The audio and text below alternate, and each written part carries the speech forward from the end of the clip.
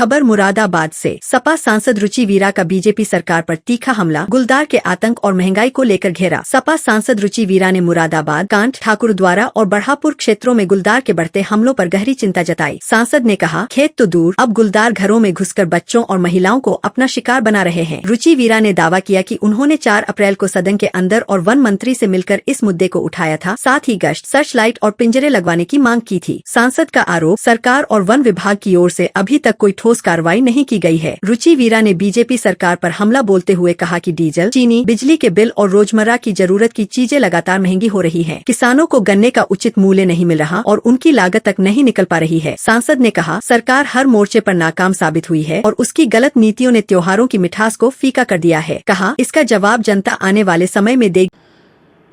मैं आज के दिन मौलाना नज़ीर अकरम साहब को याद करना चाहूँगी, जिन्होंने इस जुलूस की शुरुआत की थी।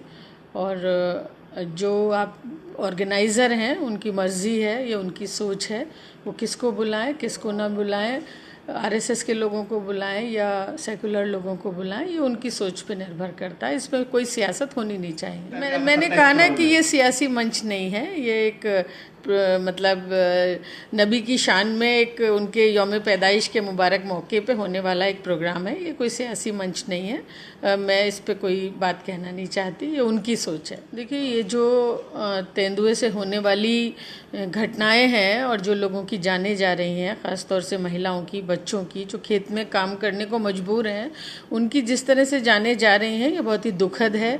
जो भी आज ये तेंदुआ जंगल छोड़ के अब गन्ने में उसने अपना एक घर बना लिया है, तो मैं आपको बताना ये चाहती हूँ, मैंने कहा कि ये बहुत ही दुखद परिस्थितियाँ हैं।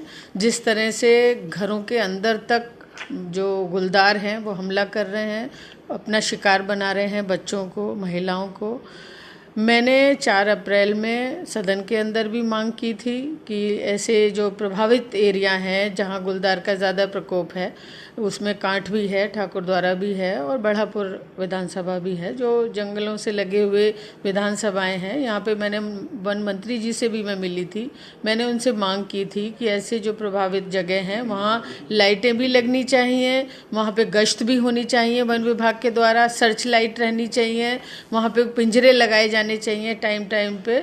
और लेकिन अभी तक कोई मतलब ठोस कदम सरकार ने नहीं उठाया है और ये बड़ी पीड़ा का विषय है। और मेरी बहुत संवेदना है उन पीड़ित परिवारों के साथ जिनके परिवार के लोग घायल हुए हैं या जिनकी जाने गई हैं। मैं उनसे मिलने भी जाऊंगी। बताया, मैंने सदन में भी ये मुद्दा रखा। 4 अप्रैल को मैं वन मंत्री जी से भी मिली, लिखित उन्हें पत्र दिया। अपने क्षेत्र के में जो जाने जा रही हैं, जो बाघ का इसका गुलदार का हमला हो रहा है, जिस तरह से एक विवश है एक किसान अपने खेत में जाने के लिए, और हमला अब यहाँ तक खेत में ही नहीं, घरों तक में वो गुलदार हमला कर रहा है। बच्चों की जाने जा रही हैं, महिलाओं की जाने जा रही हैं। एक एक जान हमारे लिए कीमती है।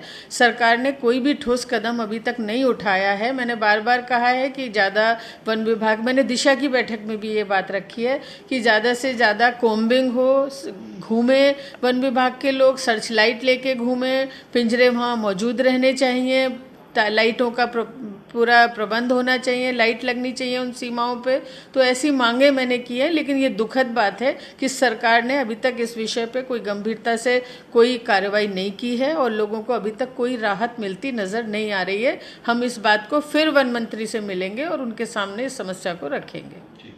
देखिए, ये सरकार इस वादे पर आई थी कि महंगाई को कम करेगी, लेकिन जिस तरह से डीजल के भाव, जिस तरह से चीनी के भाव, जिस तरह से और रोज़मर्रा के उपयोग की चीज़ें महंगी हो रही हैं, बिजली का बिल महंगा हो रहा है और एक तरफ किसान के को गन्ने का उचित मूल्य नहीं मिल रहा, उसकी लागत जो लग रही है, उसकी जो मजदूरी है वो भी नहीं निकल रही है। तो ये सरकार हर फील्ड में, हर तरफ विफल है, नाकाम है। ऐसी सरकार को कि आने वाले वक्त में जनता जवाब देने का काम करेगी और इन्होंने जो त्योहारों की मिठास है उसे फीका बनाने का काम किया। मुरादाबाद से रेहान अंसारी की रिपोर्ट।